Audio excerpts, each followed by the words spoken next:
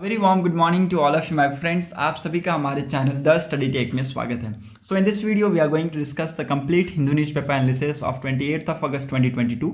28 अगस्त 2022 के जितने भी इंपॉर्टेंट आर्टिकल होंगे उनको हम डिस्कस करेंगे। आज का दिन है संडे, तो आज एडिटोरियल नहीं आते हैं, हम पूरे आर्टिकल्स को डिस्कस करेंगे। ओके, वीडियो को स्टार्ट करने से पहले आप सभी को मैं बता दूं कि अगर आपको वीडियो पसंद आता है, अगर आपको हमारा कंटेंट पसंद आता है, पढ़ाने का तरीका अच्छा लगता है, देन प्लीज़ वीडियो को लाइक, शेयर और चैनल को जरूर सब्सक्राइब कर लीजिएगा ताकि आपको हमारी वीडियो की अपडेट मिलती रहे। Okay, at the same time मैं आपको बता दूं कि this video is bilingual, it means I will explain in Hindi as well as in English so that आपको लैंग्वेज की प्रॉब्लम ना हो। ठीक है, पहले हम लोग इंपॉर्टेंट फैक्ट्स को डिस्कस करेंगे, फिर एमसीक्यूज को डिस्कस करेंगे, फिर मैंने कुछ आपके लिए एक्सटर्नल सोर्सेज से कुछ न्यूज़ लिया है उसको डिस्कस करेंगे। उसके बाद हम क्या करेंगे, फिर हम द हिंदू का एनालिसिस करेंगे। ठीक है, so let's get start. Important facts हम लोग देख लेते हैं। हम हमेशा से एग्जाम में मैं आपको बोलता आया हूँ कि बड़ी बड़ी चीज़ें हम लोग पढ़ लेते हैं, ठीक है, लेकिन हमें बेसिक्स नहीं पता होता है। ठीक है, तो मैं आपको 2-3 फैक्ट्स बता देता हूँ, प्लीज़ उसको नोट डाउन कीजिएगा, बहुत ज़्यादा इंपॉर्टेंट है। पहला क्या, father of history, who is the father of history? Herodotus. इनकी एक फेमस बुक लिखी गई थी जिनका नाम था क्या, द हिस्ट्रीज। ठीक है, लिख लीजिए, बहुत इंपॉर्टेंट है, जनरली ये पूछे जाते हैं और आपसे कोई भी नॉलेज के बेसिस पे पूछ भी सकता है कि who is the father of history. तो Herodotus is the father of history and his famous book named the histories. Okay, next important fact that is father of geography. ठीक है, father of geography, who is the father of geography? तो Hecataeus. ठीक है, Hecataeus is the father of geography and इन्होंने एक book लिखी थी that is geo पीरियोडस। ठीक है, जियो पीरियोडस। ठीक है, इनकी लिखी हुई बहुत ही प्यारी ये बुक है और इसके बारे में आप सबको पता होना चाहिए, पूरा भूगोल, पूरी जियोग्राफी के बारे में इस बुक में लिखी हुई है। ठीक है, now next important that is father of politics, it means political science. ठीक है, who is known as the father of political science? That is Aristotle. ठीक है, इन्होंने एक बहुत ही प्यारी बुक लिखी थी जिसका नाम है मनुस्मृति। ठीक है, जिसको first book of law in India भी माना जाता है। ठीक है, जिसको first book of law India में दर्जा भी दिया जाता है। ठीक है, याद रखिएगा, तीनों बहुत इंपॉर्टेंट है। फिर से मेरे साथ आप लोग एक बार रिवाइज कीजिए। Father of history Herodotus, his famous book is the histories. ठीक है, father of geography Hecataeus and his famous book is geo periodos and father of politics is Aristotle and his famous book is Manusmriti, which is regarded as the first book of law in India. Okay, so these three are the important facts for you today. ठीक है, आपके लिए 3 important fact थे। Now let's discuss the MCQs। ठीक है, MCQs को discuss करते हैं जो कि आपके लिए बहुत ज़्यादा इंपॉर्टेंट है। ठीक है, बहुत ज़्यादा इंपॉर्टेंट है, लिखते जाइएगा सारी चीज़ें। ठीक है, पहला question, the Anangtal lake, the Anangtal lake which is declared a monument of national importance is located in which union states and territories? ठीक है, किस स्टेट या टेरिटरीज में, यूनियन टेरिटरीज या स्टेट में ये लोकेट करता है? एक बहुत ही इंपॉर्टेंट मॉन्यूमेंट है जिसको एक नेशनल इंपॉर्टेंस दिया गया है रिसेंटली, जिसका नाम है अंगतल लेक। ठीक है, किस स्टेट में ये लाई करता है? These are the option in front of you. A Karnataka, B New Delhi, C Kerala and D Telangana. ठीक है, so these are the 4 option. मैं जितने भी आप सबसे एमसीक्यूज पूछूंगा, please let me know answer in comment section guys. ठीक है, आप सबको कमेंट सेक्शन में अटेम्प्ट करके आंसर देने हैं। ठीक है, देने ही देने हैं, इट्स कंपल्सरी, इट्स मैंडेटरी। ठीक है, now next important question that is, where is the international conference on Indian minerals and metal industries held? ठीक है, इंडियन इंटरनेशनल कॉन्फ्रेंस अभी रिसेंटली हुई थी Indian minerals and metal industries पे। ये कहाँ हुई थी, किस स्टेट में हुई थी, आपको ये बताना है। ठीक है, हालांकि थोड़ा सा इंपॉर्टेंट क्वेश्चन है, थोड़ा सा स्टफ है, फिर भी आपको ये अटेम्प्ट करना है। ठीक है, इंटरनेशनल कॉन्फ्रेंस हुई थी इंडियन मिनरल्स की एंड मेटल इंडस्ट्रीज की, कहाँ हुई थी ये आपको मुझे बताना है। Option are as follows, A New Delhi, B Mumbai, C Mussoorie and D Varanasi. ठीक है, so these are the 4 option. Now third important question that is RBI, the RBI withdraw the restriction on which credit card service after compliance with data storage norms? ठीक है, RBI ने recently withdraw कर लिया है the restriction को on which credit card service after compliance with data storage form. ठीक है, data storage norms. ठीक है, कौन सा ये क्रेडिट कार्ड है? ए अमेरिकन एक्सप्रेस, बी डिस्कवर, सी मास्टर कार्ड या फिर D visa. Okay, fourth important question that is which country marked the Ukraine independence day with $3 billion in security assistant. ठीक है, किस कंट्री ने रिसेंटली मार्क किया Ukraine independence day with $3 billion in security assistant. ठीक है, so it's very important, किस country ने mark किया ये मुझे आपको बताना है। ठीक है, options are as follows: A UK, B USA, C Australia, and D Germany. Okay, so these are the 4 options in front of you. Now next, fifth question, that is NHAI, IWAI and RVNL signed a tripartite MOU for development of modern multi-modal logistic park under which scheme? ठीक है, इन तीनों का full form भी मैं आपको बताऊंगा, लिख लीजिएगा, बहुत इंपॉर्टेंट है। ठीक है, और इन्होंने एक रिसेंटली MOU साइन किया है, ट्रिपटाइट MOU है। ठीक है, जो for the development of modern multi modal logistic park को डेवलपमेंट के लिए किस स्कीम के अंतर्गत इन्होंने ये साइन किया है? ठीक है, ए भारतमाला प्रति योजना, B PM Gram Sadak Yojana, C smart city scheme and D Amrut scheme. ठीक है, so these are the 4 option in front of you. Please let me know answer in comment section guys. ठीक है, आप अटेम्प्ट जरूर कीजिएगा, आप सबके लिए बहुत ज़्यादा इंपॉर्टेंट ये क्वेश्चन है। ओके, सो एक एक करके मैं आप सबको आंसर बता देता हूँ। ओके, फर्स्ट क्वेश्चन का आंसर क्या हो जाएगा? B will be the answer of this question. Recently ये कहाँ पर, एक्चुअली ये जो मॉन्यूमेंट है ये कहाँ पर है, ये लेक है, ये कहाँ पर है? ये न्यू दिल्ली में है। ठीक है, ये न्यू दिल्ली में जो अंगतल लेक है ये कहाँ पर है? न्यू दिल्ली में। इसको monument of national importance declare किया गया है। ठीक है, monuments of national importance declare किया गया है किसके द्वारा? मिनिस्ट्री ऑफ कल्चर्स के द्वारा। लिख लीजिए,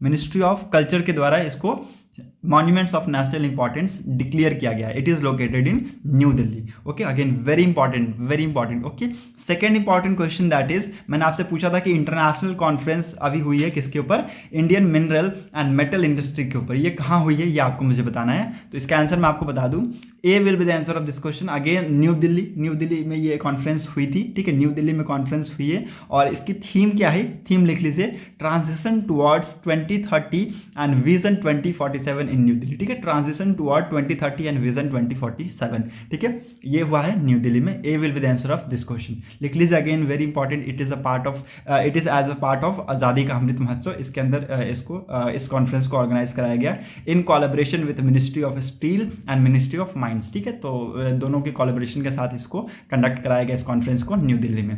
okay, so A will be the answer of this question. ठीक है, now third important question that is, मैंने आपसे पूछा था कि रिसेंटली RBI ने, रिजर्व बैंक ऑफ इंडिया ने विड्रॉ कर लिए हैं अपने रिस्ट्रिक्शन को on which credit card service after compliance with the data storage norms. ठीक है, तो इसका आंसर क्या हो जाएगा? ए अमेरिकन एक्सप्रेस। ठीक है, अमेरिकन एक्सप्रेस क्रेडिट कार्ड से इन्होंने के रिस्ट्रिक्शंस को विड्रॉ कर लिया है। ठीक है, रिजर्व बैंक ऑफ इंडिया ने। Okay, so A will be the answer of this question. Okay, now fourth important question, which country marked the Ukraine independence day with $3 billion in security assistant? ठीक है, तो किस country ने mark किया है? तो option इसका हो जाएगा बी, यूएसए ने मार्क किया है। ठीक है, यूएसए के प्रेसिडेंट कौन है? Joe Biden. ठीक है, जो बिडेन, लिख लीजिए, जो बिडेन ने मार्क किया है ये Ukraine independence day with $3 billion in security assistant. ठीक है, नाउ फिफ्थ इंपॉर्टेंट क्वेश्चन मैंने आपसे पूछा था कि NHAI, पहले इसके मैं फुल फॉर्म्स बताता हूँ, प्लीज आप इसको लिखते जाइएगा। ठीक है, NHAI के फुल फॉर्म क्या है आप यहाँ पर इसको लिख लीजिए। ठीक है, इसका है, एक्चुअली देख लीजिए, इसके बारे में आपको थोड़ा सा बता देता हूँ। National highway authority of India, NHAI, national highway authority of India. ठीक है, और IWAI और RVNL। ठीक है, रेल विकास निगम लिमिटेड, RVNL, रेल विकास निगम लिमिटेड। ठीक है, और इसका भी लिख लीजिए, inland waterways authority of India. ठीक है, national highway authority of India, inland waterway authority of India and rail Vikas Nigam limited ने मिलके एक ट्रिपटाइट MOU साइन किया है for the development of modern multi modal logistic park under which scheme? ठीक है, तो किस स्कीम के अंतर्गत इन्होंने किया है? भारतमाला प्रति योजना स्कीम के अंतर्गत। ठीक है, इन तीनों के फुल फॉर्म आपने लिख लिए, national highway authority of India, ठीक है, inland waterways authority of India and RVNL का क्या है? रेल विकास निगम लिमिटेड। ठीक है, तो इन तीनों का फुल फॉर्म लिख लीजिए, पूछे जाते हैं अक्सर। और इन तीनों ने MOU साइन किया regarding the modern multi modal logistic park के regarding, under which scheme, Bharatmala प्रति योजना स्कीम के अंतर्गत। ठीक है, अगेन वेरी इंपॉर्टेंट। ठीक है, इसमें क्या होगा कि जो लॉजिस्टिक कॉस्ट है उसको कट किया जाएगा 14% से और इसको लाया जाएगा 10%। ठीक है, 10% पे तक लाया जाएगा। Okay, again very important. चारों क्वेश्चन मैंने आपको बोला था कि बहुत ज़्यादा इंपॉर्टेंट है और चारों क्वेश्चन इंपॉर्टेंट है जैसा कि आपने देखा होगा। Okay, now move to the important, हम देखते हैं एक्सटर्नल सोर्सेज की क्या इंपॉर्टेंट न्यूज़ है, उसको हम लोग थोड़ा सा डिस्कस कर लेते हैं। आपके लिए बहुत ज़्यादा अगेन इंपॉर्टेंट है। पहली important news, recently defence ministry Shri Rajnath Singh held bilateral talk with doctor Stergomena Lawrence Tax. ठीक है, ministry of defence and national service of Tanzania in New Delhi. ठीक है, न्यू दिल्ली इंडिया और तंजानिया के बीच में रिसेंटली डिफेंस कॉपरेशन पे बातचीत हुई है। ठीक है, दोनों डिफेंस मिनिस्टर बैठ के न्यू दिल्ली में बात की है और बहुत सारे मिनिस्ट्रियल टॉक्स हुई हैं इनके बीच में। ठीक है, रिगार्डिंग द डिफेंस मैटर। ठीक है, during the meeting two ministers agreed to set up a task force to prepare a 5-year roadmap to enhance defense cooperation between the two countries and to hold next joint defense cooperation meeting in Tanzania at the earliest। ठीक है, दोनों ministers ने बहुत सारी बातचीत की है। ठीक है, और एक 5 साल का रोड मैप प्लान, ठीक है, 5 साल का रोड मैप प्लान इन्होंने प्रिपेयर किया है for the enhancement of defence cooperation. ठीक है, ताकि डिफेंस कॉपरेशन के अंदर इन्हांसमेंट हमें देखने को मिले between the two countries. Okay, as well as to hold next joint defence cooperation meeting in Tanzania. Of course अगर अभी इंडिया में हुआ तो अगली मीटिंग कहाँ होगी? तंजानिया में होगी। ठीक है, again very important. Okay, defence minister also invite his Tanzania counterparts to India Africa defence dialogues and defence expo schedule to be held in Gandhinagar Gujarat from October 18 to 22, 2022।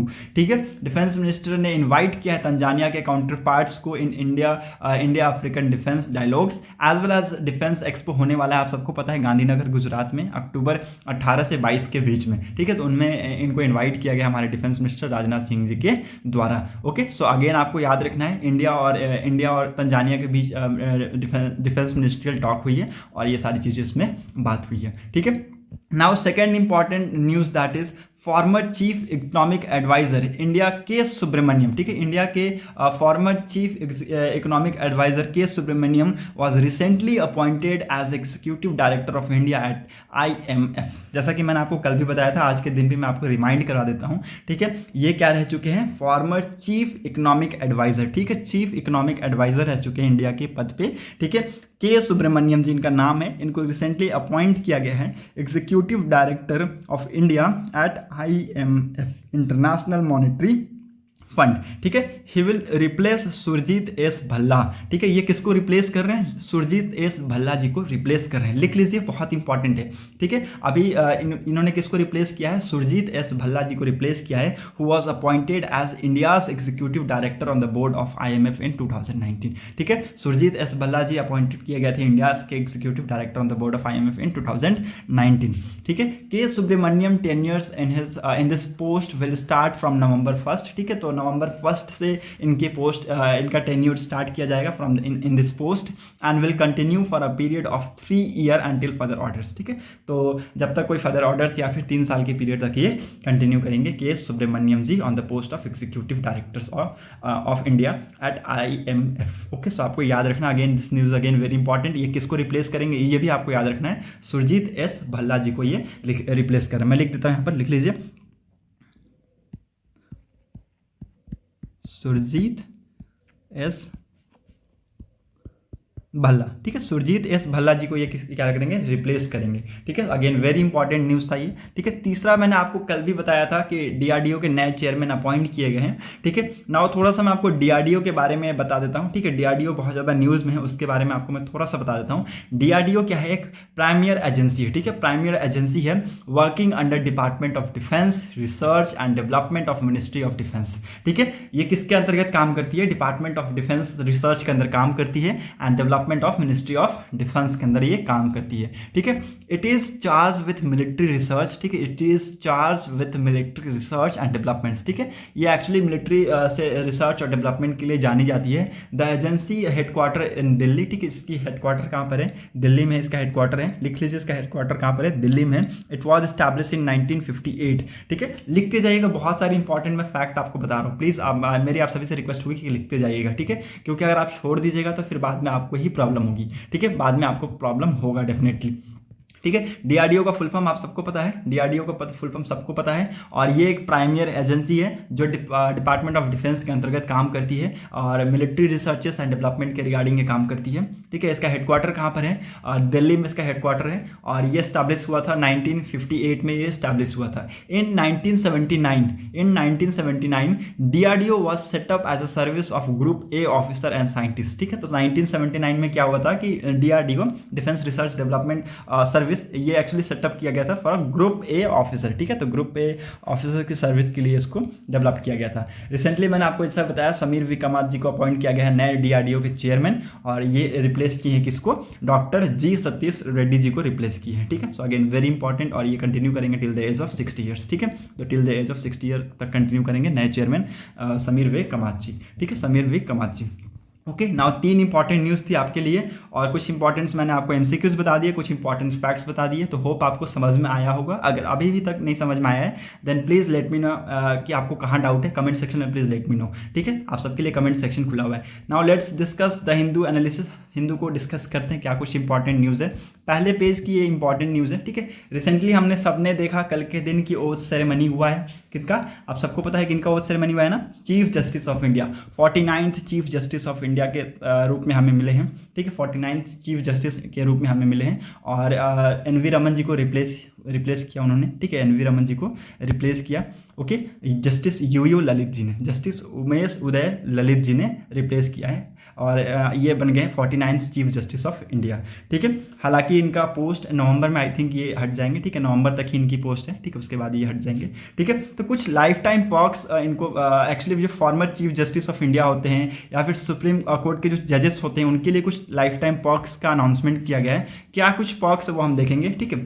यहाँ पर जो रूल चेंज किया गया है वो किसके रिगार्डिंग किया गया है? चॉफर्स के रिगार्डिंग किया गया है। Chauffeurs amendment rule says they will get chauffeurs and domestic help post retirement, ठीक है। रिटायरमेंट के बाद एक्चुअली क्या होता था ना कि इनको चॉफर्स नहीं मिलते थे, डोमेस्टिक हेल्प नहीं मिलता था, ठीक है। तो एक्चुअली जो रूल्स को अमेंड किया गया है उस रूल में एक्चुअली इंक्लूड कर दिया गया कि इनको क्या होगा, ये पोस्ट रिटायरमेंट के बाद ये सारी चीज़ें इनको मिलेगी, चॉफर्स मिलेंगे। चॉफर क्या होता है? और ड्राइवर के तौर पर, ठीक है। कार का ड्राइवर जो होता है ना उसको चॉफर बोलते हैं, ठीक है। तो कंफ्यूज मत होइएगा, इतना बड़ा वर्ड चॉफर कहाँ गया, कार ड्राइवर को चॉफर्स बोला जाता है, ठीक है। तो चॉफर और डोमेस्टिक हेल्प मिलेगा इनको पोस्ट रिटायरमेंट, मतलब कि रिटायरमेंट के बाद, ठीक है। यहाँ पर जो बेनिफिट्स है वो यहाँ पर बताई गई, वो मैं आपको बता देता हूँ। Domestic help and chauffeurs for the lifetime for retired CJI, मतलब chief justice of India and supreme court जज, ठीक है। सुप्रीम कोर्ट के जज और चीफ जस्टिस ऑफ इंडिया को लाइफ टाइम तक डोमेस्टिक हेल्प और चॉफर्स मिलेंगे, ठीक है। दूसरा इंपॉर्टेंट पॉइंट क्या है? Life time secretarial assistant for the retired CJI, ठीक है। CJI के लिए ओनली, ना कि सुप्रीम कोर्ट जज, सिर्फ CJI के लिए लाइफ टाइम सेक्रेटरियल असिस्टेंट मिलेगा, ठीक है। लाइफ टाइम सेक्रेटरियल असिस्टेंट मिलेगा किसके लिए? रिटायर्ड CJI के लिए, ठीक है। पर्सनल सिक्योरिटी गार्ड्स मिलेंगे for the 5 year for the retired CJI, ठीक है। जो रिटायर्ड CJI है, चीफ जस्टिस ऑफ इंडिया, जो रिटायर्ड हो चुके हैं, जैसे कि मान लीजिए अभी NV रमन जी रिटायर्ड हो चुके हैं, तो उनको 5 साल की सिक्योरिटी गार्ड के लिए 5 साल का सिक्योरिटी पर्सनल सिक्योरिटी गार्ड उनको दिया जाएगा, ठीक है, 5 साल के लिए, ठीक है। और सुप्रीम कोर्ट के जो जज रिटायर होंगे उनको 3 साल का सिक्योरिटी गार्ड उनको प्रोवाइड कराएंगे, ठीक है। तो 3 साल तक उनकी सिक्योरिटी के लिए उनको गार्ड मिलेंगे, ठीक है। और CJI का सिक्योरिटी के लिए, फॉर्मर CJI के सिक्योरिटी के लिए, रिटायर्ड CJI के सिक्योरिटी के लिए 5 साल तक सिक्योरिटी गार्ड मिलेंगे बाय द सेंट्रल गवर्नमेंट, ठीक है। Next important that is courteous at airport luggage as per protocols to retired CJI and Supreme Court judge, ठीक है। तो there will be seen as a courteous at the airport luggage, ठीक है। तो airport luggage में भी कुछ यहाँ पर देखने को मिलेगा for the retired CJI and supreme court जजेस, ठीक है। Monthly phone and internet bill reimbursement up to 4200, ठीक है। तो 4200 तक रीइम्बर्समेंट के तौर पे दिया जाएगा for the CJI and supreme court जज, ठीक है। तो ये लाइफ टाइम पर्क्स कुछ अनाउंस किए गए हैं बाय द सेंट्रल गवर्नमेंट, और ये सब किए गए हैं, रूल्स को चेंज किए गए हैं, अमेंड किया गया है रूल्स को, और they will get chauffeurs and domestic help in after retirement, ठीक है। तो ये जो चीज़ें थी वो मैंने आपको होप समझ पाए होंगे आप लोग, ठीक है। अगर नहीं समझ में आया तो please let me know answer in late me no in comment section, ठीक है। तो मुझे कमेंट सेक्शन में बताइएगा जरूर, ठीक है। और अगर क्लियर है तो एक बार प्लीज़ लाइक का बटन जरूर दबा दीजिएगा, ओके। आप सबने इसके बारे में सुना होगा, इस न्यूज़ के बारे में, डिमोलिशन ऑफ ट्विन टावर्स, ठीक है। ये नोएडा में, दिल्ली में आज इसका डिमोलिशन करने की बात की गई है। पूरे दिन के लिए आज यहाँ पर रास्ते को ब्लॉक किया गया है और इसके ऊपर बहुत सारे सिक्योरिटी पर्सनल्स, बोला गया कि इस बिल्डिंग को इलीगली बनाया गया है, ठीक है। इस बिल्डिंग को इलीगली बनाया गया है और इस बिल्डिंग को डेमोलिश करने का बोलते हैं ना कि कारोबार किसको दिया गया है, चेतन दत्ता को, जो कि 49 ईयर के ओल्ड ब्लास्टर है, ठीक है। 49 ईयर के ओल्ड ब्लास्टर है और यही क्या करेंगे, फाइनल बटन को प्रेस करेंगे, ठीक है। उसके बाद ये बिल्डिंग डिमोलिश हो जाएगी। आप यहाँ पर देख सकते हैं, पूरी यहाँ पर इन्फॉर्मेशन दी हुई है। Chetan Datta, 49 year old blaster from Hisar in Haryana, will press the final button to efface the twin tower from Noida skyline, and area residents 5,000 people living in the Airmond Court and neighboring ATC village have been asked to vacate their homes from early hours of Sunday till 4.3 मतलब कि 4:30 बजे तक, ठीक है। तो सुबह से लेकर 4:30 बजे तक के आसपास आपको ये एरिया खाली मिलेगा और इसको आज डिमोलिश किया जाएगा। और इसको डिमोलिश करने का कॉस्ट कितना बताया जा रहा है, 20 करोड़, ठीक है। तो 20 करोड़ का कॉस्ट इसमें आया है, ठीक है। 20 करोड़ का कॉस्ट आया है और इस ट्विन टावर को आज डिमोलिश किया जाएगा, ओके। तो इसके बारे में बहुत सारी न्यूज़ थी और इससे पहले भी आपको थोड़ा सा बता दूं कि ये इलीगली बिल्ड किया गया था और इलीगली बिल्ड होने के कारण इसको डिमोलिश किया जा रहा है, ठीक है। सो देखते हैं, आप बहुत सारे लोग इसके ऊपर बैठ के देख भी रहे होंगे, ठीक है। तो इसलिए मैंने आपको थोड़ा सा बता दिया, ठीक है ना। Move to the next important article. यहाँ पर और कुछ भी इंपॉर्टेंट नहीं है, लेट्स मूव अहेड। यहाँ पर भी कुछ इंपॉर्टेंट नहीं है और यहाँ पर भी नहीं है। हाँ, यहाँ पर एक्चुअली पॉक्सको जो पॉक्सो केस था, it file against Karnataka seat, ठीक है। तो कर्नाटका सीट के अगेंस्ट में पॉक्सो केस फाइल हुआ है। तो हम लोग कुछ नहीं डिस्कस करेंगे, हम लोग डिस्कस करेंगे सिर्फ इसमें पॉक्सो एक्ट, ठीक है। पॉक्सो एक्ट को हम लोग डिस्कस करेंगे। Child sexual abuse law in India have been enacted as a part of child protection policies in India, ठीक है। चाइल्ड का जो सेक्सुअल अब्यूज लॉ है उस इंडिया में इनेक्ट किया गया था as a part of child protection policies in India, ठीक है। चाइल्ड प्रोटेक्शन पॉलिसीज के तौर पे इसको इंक्लूड किया गया था in India. The parliament of India pass the protection of child against sexual offence bill POCSO 2011 regarding child sexual abuse on 22 of May 2012 making it as an act, ठीक है। तो अब 2022 में 2012 को इसको एक एक्ट बनाया गया, ठीक है। पार्लियामेंट में एक बिल पास हुआ रिगार्डिंग पॉक्सो 2011 के नाम पे एक बिल पास हुआ और उसके बाद 2012 को इसको सैंक्शन कर दिया गया, ठीक है। इसको प्रेसिडेंट का असेंट मिल गया और ये बिल पास होकर लॉ बन गया, ठीक है। ये बिल पास होकर लॉ बन गया और इसका नाम क्या है, POCSO, protection of childrens against sexual offence bill 2011 के नाम से ये जाना जाता है, ठीक है। Guideline was passed by the ministry of women and child development India, ठीक है। इसके अंदर कुछ गाइडलाइंस पास किया गया है, किसके द्वारा, ministry of women and child development India. The rules formulate by the government in accordance with the law, ठीक है। द रूल्स जो भी होंगे it is formulated by the government in accordance with the law had also been notified on November 2012 and the law had become ready for the implementation, ठीक है। तो 2012 नवंबर के बाद इसको नोटिफाइड किया गया, उसके बाद लॉ था वो रेडी हो गया किसके लिए, इम्प्लीमेंटेशन के लिए, ठीक है। So again very important point है, लिख लीजिए इसको। पॉक्सो के बारे में आपको मैं थोड़ा सा बता दे रहा हूँ। There have been many call for the more stringent law, ठीक है। सो इसके बाद बहुत सारे ऐसे कॉल्स आने लगे थे for this type of things, ठीक है। And India has one of the largest population of children in the world, ठीक है। तो इंडिया ऐसे कंट्रीज में आता है जिनमें चिल्ड्रंस की जो पॉपुलेशन है वो बहुत ज़्यादा मात्रा में है, ठीक है। सेंसस डाटा हमें क्या बताती है, हमें ये बताती है कि India has a population of 472 million children below the age of 18, ठीक है। तो इंडिया में अगर हम सेंसस 2011 का सेंसस देखें तो वो डाटा हमें क्या बताता है कि इंडिया में कितनी पॉपुलेशन है, इंडिया में 472 मिलियन चिल्ड्रेन है बिलो द एज ऑफ 18, ठीक है। तो 18 साल से कम उम्र अगर देखें ये बच्चे तो बहुत हैं इंडिया में, 472 मिलियन हैं, ठीक है। और इनको प्रोटेक्ट करना बहुत ही ज़्यादा जरूरी है क्योंकि ये हमारे फ्यूचर है, ठीक है, ठीक है। Protection of childrens by the state is guaranteed to Indian citizens by the expensive reading of article 21 of the Indian constitution, ठीक है। तो again very important, protection of childrens state के द्वारा इसको ग्रांटेड किया गया to the Indian citizen. Protection of childrens it has been guaranteed by the state to the Indian citizen by expansive readings of article 21 बताता है हमें protection of children's के regarding, ठीक है। And also mandates given India's status as a signatory to the UN convention of on the right of childs, ठीक है। तो it's very again important कि यहाँ पर एक तो यहाँ पर आर्टिकल 21 के बारे में बताया कि प्रोटेक्शन ऑफ चिल्ड्रंस यहाँ पर दिया हुआ है, और यहाँ पर यूएन कन्वेंशन के बारे में बताया कि इंडिया सिग्नेटरी हो चुका है UN convention on right of children's के रिगार्डिंग, ठीक है। यहाँ पर दो इंपॉर्टेंट चीज़ मैंने आपको बताया, प्लीज़ आपने नोट कर लिया तो आपके लिए बहुत अच्छी चीज़ है, ठीक है। और आपने नहीं नोट किया तो आप इसको ऐसे स्क्रीनशॉट के तौर पर भी ले सकते हैं, ठीक है। वैसे मेरा मानना है कि आप इसको नोट के तौर पर बना लीजिए, आपके लिए बहुत ज़्यादा हेल्पफुल रहने वाला है, ठीक है। Now move to the next important article.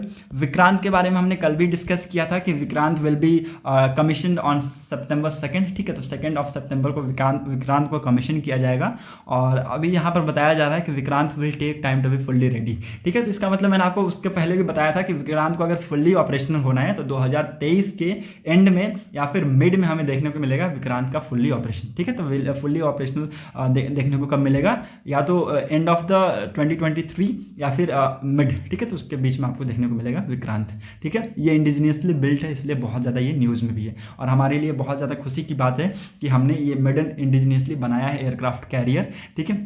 और ये हमने इंडिजिनियसली बनाया है, ठीक है, खुद से बनाया है, इसलिए बहुत ज़्यादा एक बहुत ही बड़ी बात है, ठीक है, बहुत ही बड़ा बात है। और इस पर फ्लाइट डेक टेस्ट भी किया जाएगा, आफ्टर ऑल क्रू मेंबर्स इस पे आएंगे, उसके बाद इसको टेस्ट किया जाएगा, ठीक है। Now move to the next important news, that is single brand to help cut fertiliser cost, ठीक है। आपको मैंने कल भी बताया था इसके बारे में, वन नेशन वन फर्टिलाइजर के नाम पर मैंने आपको बताया था। वन नेशन वन फर्टिलाइजर एक स्कीम है that will stop it criss cross movement for the longer distance, ठीक है।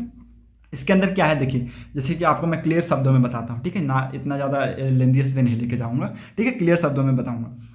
इंडिया क्या कर रही है, इंडिया क्या कर रही है, जैसे जितने भी फर्टिलाइजर्स है, ठीक है, जितने भी फर्टिलाइजर्स है, चाहे वो NPK हो गया, ठीक है, चाहे वो आपका यूरिया हो गया, चाहे और भी जितने फर्टिलाइजर्स हैं, उसको क्या एक्चुअली कर रहा है ना कि जैसे कि मान लीजिए वो अलग अलग जो कंपनीज है वो बनाती हैं, अपने अपने नाम पे उसको बेच देती है, ठीक है। लेकिन आप सारे जितने भी फर्टिलाइजर्स थे ना, उन सारों को एक ही नाम पे रखा जाएगा, ठीक है, भारत ब्रांड के नाम पे उनको बेचा जाएगा, ठीक है, भारत ब्रांड के नाम पे उनको बेचा जाएगा, ठीक है। आप यहाँ पर देख सकते हैं, यहाँ पर लिखा हुआ है one nation one fertiliser by branding it's Pradhanmantri Bharatiya जनरक परियोजना।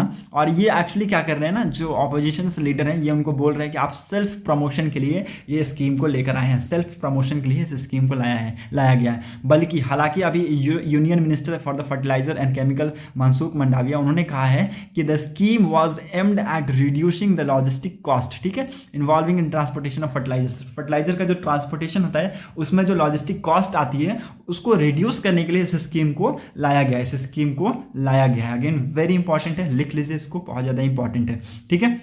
नाउ यहाँ पर मैं आपको दो तीन चीज़ें और बताता हूँ, ठीक है। यहाँ पर इससे होगा क्या, इससे होगा कि वन नेशन वन फर्टिलाइजर्स ये क्या करेगा कि ये क्रिस क्रॉस मूवमेंट, ठीक है, क्रिस क्रॉस मूवमेंट, जो फर्टिलाइजर्स का जो क्रिस क्रॉस मूवमेंट होता है उसको स्टॉप कर देगा, ठीक है। It will also reduce the logistic cost and it will also ensure the availability of fertilisers to the farmer throughout the year, ठीक है। तो अवेलेबिलिटी को भी इंश्योर करेगा टू द फार्मर्स, ठीक है, और लॉजिस्टिक कॉस्ट को भी रिड्यूस होगा इससे, और क्रिस क्रॉस जो मूवमेंट होती है फर्टिलाइजर्स की, उससे भी हमें इसमें स्टॉप देखने को मिलेगा, ठीक है। आपको यहाँ पर तीन चीज़ यहाँ पर मैंने बताया, चौथी चीज़ आप यहाँ पर लिख लीजिए इनके फुल फॉर्म्स, ठीक है, इनके ये फुल फॉर्म्स, ये यहाँ से यहाँ तक के फुल फॉर्म्स लिख लीजिए, बहुत इंपॉर्टेंट है, ठीक है।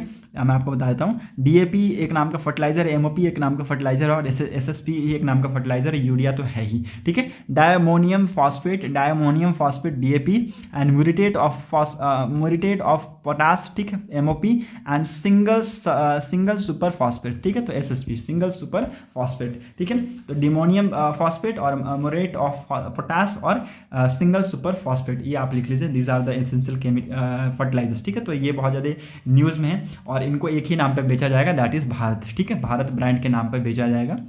एंड और इससे बहुत ज़्यादा इंक्रीज होगी, बहुत ज़्यादा फ़ायदा देखने को मिलेगा, जैसे कि लॉजिस्टिक कॉस्ट हो गया उसमें कमी देखने को मिलेगी, क्रिस क्रॉस मूवमेंट बंद हो जाएंगे इससे, ठीक है। सो ये सारी चीज़ें यहाँ पर इससे बेनिफिट्स हैं, ठीक है। Hope you got clarity. Now move to the next important article. हमारे प्राइम मिनिस्टर नरेंद्र मोदी जी कल गए थे गुजरात में। क्यों गए थे आप सबको पता है, गुजरात में मैंने आपको कल के डेट में ही बताया था, आपने कल का अगर वीडियो नहीं देखा है तो जाकर देख लीजिए, बहुत ज़्यादा इंपॉर्टेंट है। उसमें मैंने अटल ब्रिज के बारे में आप सबको बताया था, जो कि साबरमती रिवर के ऊपर बना हुआ है अहमदाबाद में, ठीक है। है, बहुत ही प्यारा ब्रिज है और वो फॉर द पेस्टिडेरियन और फॉर द साइकिलिस्ट, पैदल रथ यात्रा और साइकिलिस्ट के लिए उस ब्रिज को बनाया गया है। 300 मीटर की लंबी ब्रिज है, बहुत ही ज़्यादा इंपॉर्टेंट ब्रिज है, ठीक है, बहुत ही खूबसूरत, बहुत ही ब्यूटीफुल लुक दे रही है वो, ठीक है। और उसी का इनॉग्रेशन के लिए गए थे हमारे प्रधानमंत्री नरेंद्र मोदी जी वहाँ पर, ठीक है। उसके बाद उन्होंने क्या किया, खादी प्रोडक्ट्स के बारे में थोड़ा सा उन्होंने वहाँ पर जाकर बताया, ठीक है, खादी प्रोडक्ट्स के बारे में उन्होंने थोड़ा सा जाकर वहाँ पर बताया। It is as a part of Azadi ka Amrit Mahotsav, Khadi festival is being organized to pay tributes to the fabric and its importance during the freedom struggles, ठीक है। तो बहुत ज़्यादा इस फेस्टिवल को गुजरात में मनाया जाता है और ये एक ट्रिब्यूट पे करते हैं to the fabrics and its importance during freedom struggle, ठीक है। तो फ्रीडम स्ट्रगल के टाइम पे आप सबको पता है खादी की बहुत ज़्यादा इंपॉर्टेंस थी। महात्मा गांधी जी भी बहुत ज़्यादा इसको सपोर्ट करते थे, बहुत ज़्यादा इसको फेवर करते थे और उन्हीं की ट्रिब्यूट्स में गांधी जी आप देख सकते हैं यहाँ पर कुछ ऐसे करते हुए दिख रहे हैं, ठीक है, चरखा पे वो बुनते हुए दिख रहे हैं, ठीक है। तो इन्होंने कहा है कि आप खादी प्रोडक्ट्स को डेली यूज़ में लाइए, ठीक है, and the fabric can become a inspiration to make India self reliant by 2047, ठीक है।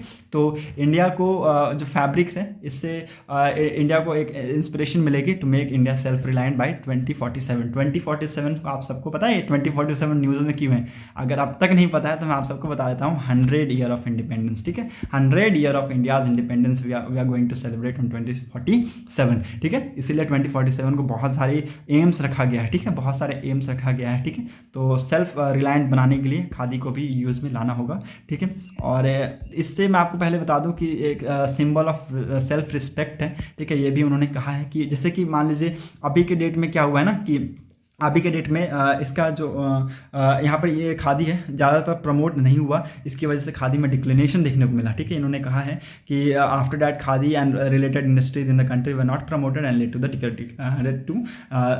डिक्लाइन, ठीक है। तो उसके बाद से हमने देखा कि जब फ्रीडम स्ट्रगल दिखा या फिर पोस्ट इंडिपेंडेंस हमने देखा, जैसे आज़ादी के बाद खादी का उतना या फिर खादी इंडस्ट्रीज़ का उतना प्रमोशन नहीं हुआ और that led to the declination, ठीक है। तो इसकी वजह से ये सारी चीज़ें यहाँ पर बताई गई है हमारे प्रधानमंत्री नरेंद्र मोदी जी के द्वारा। Okay, now move to the next important article. जैसा कि मैंने आपको बताया कि 49th chief justice of India के रूप में मिले हैं जस्टिस उदय उमेश ललित जी, और बहुत इंपॉर्टेंट है ये, जस्टिस उदय उमेश ललित जी हमें 49th चीफ जस्टिस के रूप में मिले हैं and he replaced justice doctor G Satish Reddy ji, ठीक है। जस्टिस अभी तो डॉक्टर जी सतीश रेड्डी जी क्योंकि अब रिप्लेस कर चुके हैं, ठीक है। और इनकी ऑफिस नवंबर तक ही रहेगी, ठीक है, नवंबर तक रहेगी, 8 नवंबर तक इनकी ऑफिस रहेगी। और देखते हैं क्या कुछ इनके ऊपर हैवी लोड है इनके ऊपर, ठीक है। वाइल सितंबर यहाँ पर बोला जा रहा है कि सितंबर फुल मंथ वीक है, ठीक है, फुल वर्किंग मंथ है, तो थोड़ा सा लोड इनके ऊपर रहेगा। Okay, now move to the next important article. यहाँ और मूव करते देखते हैं क्या कुछ इंपॉर्टेंट आर्टिकल है। यहाँ पर तो कुछ भी नहीं है, let's move ahead, let's see. यहाँ पर भी कुछ नहीं, हाँ यहाँ पर ये एक चीज़ है, that is the most powerful rocket ever built will soon launch, ठीक है। अब तक का सबसे पावरफुल रॉकेट जो कि बना है उसको बहुत ही जल्द लॉन्च किया जाएगा, carrying Orion capsule that NASA hope will soon transport astronauts back to the moon, ठीक है। तो यहाँ से इससे एक्चुअली होगा क्या, इसमें एक्चुअली ओरियन कैप्सूल होगा जिससे नासा क्या कर रहा है, नासा ट्रांसपोर्ट करेगा एस्ट्रोनॉट्स को बैक टू द मून, ठीक है। If all goes as plans, ठीक है, अगर जैसा प्लान हुआ है उसके हिसाब से चलता है, जैसा प्लान हुआ वैसे अकॉर्डिंगली अगर चल रहा है, तो NASA space launch system will launch on 29th of August, ठीक है, 29 अगस्त कल के दिन इसको लॉन्च कर दिया जाएगा। अगर जैसा प्लान हुआ है वैसा चलेगा तो कल के दिन इसको लॉन्च किया जाएगा। Fly around the moon and the rocket will return to the earth 42 days later, ठीक है। तो 42 दिन के बाद रॉकेट वापस से अर्थ पे रिटर्न आ जाएगा, ठीक है। The fastest that any space craft have ever travelled, ठीक है, और ये अब तक का सबसे फास्टेस्ट है, ठीक है। अब तक इतना फास्ट कोई भी नहीं ट्रैवल किया है। Now move to the important चीज़, यहाँ पर बिल्किस बन्नो कॉन्विक्ट के बारे में, जैसा कि आप सबको पता है इसके बारे में, रिमिशन के थ्रू उनको छोड़ दिया गया। 11 जो ऑफेंसर थे उनको एक रिमिशन के थ्रू उनको छोड़ दिया गया, ठीक है। और ये छोड़ा गया था कब, 15 अगस्त को छोड़ा गया था, ठीक है, आज़ादी के दिन ही इनको छोड़ा गया था। और ये थोड़ा सा आप सबको पता है इसके बारे में, मुझे कुछ भी बताने की ज़रूरत नहीं है कि गुजरात में एक्चुअली हुआ था क्या, गैंग रेप हुआ था और उसी के रिगार्डिंग ये सारी चीज़ें हुई थी, ठीक है। और उसी के रिगार्डिंग ये 11 पर्सन को डिटेन किया गया था और सबूत मिला था इनके रिगार्डिंग। उसके बाद इनको लाइफ टाइम इम्प्रिजमेंट की बात की गई। फिर आफ्टर डैट यहाँ पर रिमिशन यहाँ पर किया गया इनको, ठीक है, रिमिशन दिया गया, ठीक है, इनको छूट दी गई और यहाँ पर इनको छोड़ दिया गया, ठीक है। रिमिशन में एक्चुअली यहाँ पर ऑथर ने क्या बताया कि रिमिशन में रिमिशन जब पैनल होती है तो उसमें कौन कौन से ऑफिशियल्स वहाँ बैठते हैं, ठीक है। तो इसमें गवर्नमेंट के ऑफिशियल बैठते हैं, ऑफिसर्स इंचार्ज ऑफ पैरोल बैठते हैं, rehabilitation and probation of offender and prison officials, ठीक है। और एक ओपिनियन, जज की ओपिनियन की बहुत ज़्यादा रिक्वायरमेंट होती है, ठीक है। जज की ओपिनियन ऑफ द जज हु कंडक्टेड द ट्रायल और in charge of district should be taken, ठीक है। तो डिस्ट्रिक्ट में जहाँ पर इनका केस चल रहा था उस जज की ओपिनियन, उसके बाद गवर्नमेंट के ऑफिशियल्स और ऑफिसर इंचार्ज के, पैरोल के ऑफिसर इंचार्ज और rehabilitation probation officer offender of probation, ठीक है। तो इन सब चीज़ों की रिक्वायरमेंट होती है पैनल में, ठीक है। इन सब पर्सनालिटी की रिक्वायरमेंट होती है in the panel of remission, ठीक है। तो यहाँ पर वो चीज़ें बताई गई हैं, ठीक है। यहाँ पर एक केस को डिस्कस किया गया है कि यहाँ पर what are the rules for the remission, ठीक है। रिमिशन के लिए क्या क्या रूल्स हो सकते हैं, ये सारे आपके आते हैं किसमें, आपके आते हैं इसमें pardoning power of the president, ठीक है, और pardoning power of governor of president में आती हैं सारी चीज़ें, ठीक है। तो यहाँ पर Laxman Naskar versus union of India 2000 का ये केस है, जिसमें बताया गया सुप्रीम कोर्ट के द्वारा 5 कॉन्सिडरेशन दिए गए थे। उसमें बताया गया था कि whether the offence is an individual act of crime that does not affect society, ठीक है। या तो ऐसा ऑफेंस, इंडिविजुअल का ऐसा ऑफेंस, ऐसा क्राइम जो सोसाइटी को अफेक्ट नहीं कर रही है, ठीक है। ये पहला ऑफेंस था, पहला कंसिडरेशन था सुप्रीम कोर्ट का। दूसरा कि whether there is a chance of crime being repeated in the future, क्या कोई आगे आने वाले टाइम पे कोई चांस है कि अगेन इस टाइप का क्राइम ये पर्सन क्रिएट कर सकता है या फिर इंडिविजुअल क्रिएट कर सकता है। तीसरा, whether the convict has lost the potentiality to commit crime, ठीक है। क्या कन्विक्ट की क्षमता खत्म हो गई है क्राइम करने की, ठीक है। तो उस टाइम पे भी तीसरा ये। चौथा, whether any purpose is being served in keeping the convict in prison, ठीक है, या फिर कोई पर्पस है कि उस कन्विक्ट को प्रिजन में रखा जाए, ठीक है। पांचवा, socio economic condition of the convict family, ठीक है। उस फैमिली के अगर कन्विक्ट की फैमिली का अगर सोशियो इकोनॉमिक कंडीशन खराब है तो उसके बेसिस पे भी रिमिशन किया जा सकता है, ठीक है। रिमिशन बहुत सारे तौर पे मिलते हैं, एज कम भी कर दी जाती है, ठीक है। डेथ के सेंटेंसेस भी यहाँ पर माफ हो जाते हैं, ठीक है। यहाँ पर पेगासस के बारे में नेक्स्ट आर्टिकल में डिस्कस करेंगे। पेगासस के रिगार्डिंग, पेगासस हमने पहले भी पढ़ चुका है, ठीक है। इंडिया में बहुत ज़्यादा इसकी न्यूज़ वायरल हुई थी, ठीक है। इंडिया में पेगासस हमें देखने को मिला है, ठीक है। 23 केसेस वेयर सक्सेसफुली इन्फेक्टेड, ठीक है। और यहाँ पर पेनिट्रेशन देखने को मिला है, ठीक है। टाइप ऑफ पेनिट्रेशन यहाँ पर देखने को मिला है। पेगासस एक इजरायली बेस्ड एनएसओ ग्रुप ने पेगासस को डेवलप किया था, ठीक है। और ये आपके फ़ोन में 0 क्लिक में भी आ सकता है, ठीक है। 0 क्लिक मतलब कुछ करने की ज़रूरत नहीं, आपके फ़ोन में आ जाएगा और आपका फ़ोन को लेकर डूब जाएगा, ठीक है। तो ऑर्डिनरी पीपल के फ़ोन में ये पेगासस नहीं आता है, ठीक है। पहले मैं बताता हूँ, ऑर्डिनरी पीपल के फ़ोन में ये पेगासस नहीं आता है। ऑफकोर्स बड़े बड़े जर्नलिस्ट हो गए, बहुत बड़े बड़े ऑफिशियल्स हो गए, उनके फ़ोन में पेगासस आता है और उनको ये हैंग आउट करता है, ठीक है। सो इसी के रिगार्डिंग आई हुई थी ये न्यूज़। एक्चुअली थी जो 29 फ़ोन्स मिले थे ना, उसमें 5 फ़ोन में मालवेयर्स पाए गए थे, उसी के रिगार्डिंग मैंने आपको पहले भी बताया था इसके रिगार्डिंग, ठीक है। तो वही न्यूज़ था और कुछ इसमें न्यूज़ नहीं है, ठीक है ना। Move to the next important article. यहाँ पर कुछ है नहीं। आज का मैच है भैया दंगल वाला, ठीक है, इंडिया वर्सेस पाकिस्तान, ठीक है। आज 7:30 बजे ये दुबई में मैच होने वाला है। आप लोग ऑफकोर्स आपके देख सकते हैं, रोहित शर्मा का नज़र ही आप देख सकते हैं, ठीक है। आप रोहित शर्मा का नज़र देखिए, पाकिस्तान को तो आज खा जाएंगे ये, ठीक है। सो लेट्स सी, हम लोग देखेंगे। इंडिया ऑफकोर्स जीतेगा, ठीक है, लेकिन हमको ये देखना है कि इंडिया कितने रनों से हराता है पाकिस्तान को, ठीक है। हमेशा से हराता ही है, लेकिन कितने रनों से हराएगा ये हम देखेंगे, ठीक है। So that's set for today's video analysis. Thanks for watching a video. Thank you and have a nice day. अगर आपको वीडियो अच्छा लगा हो तो प्लीज़ दूसरों के साथ जरूर शेयर कीजिएगा और वीडियो को लाइक, चैनल को जरूर सब्सक्राइब कर लीजिएगा ताकि आपको हमारी ऐसी वीडियोज़ की अपडेट मिलती रहे। Thanks for watching a video. Thank you and have a nice day.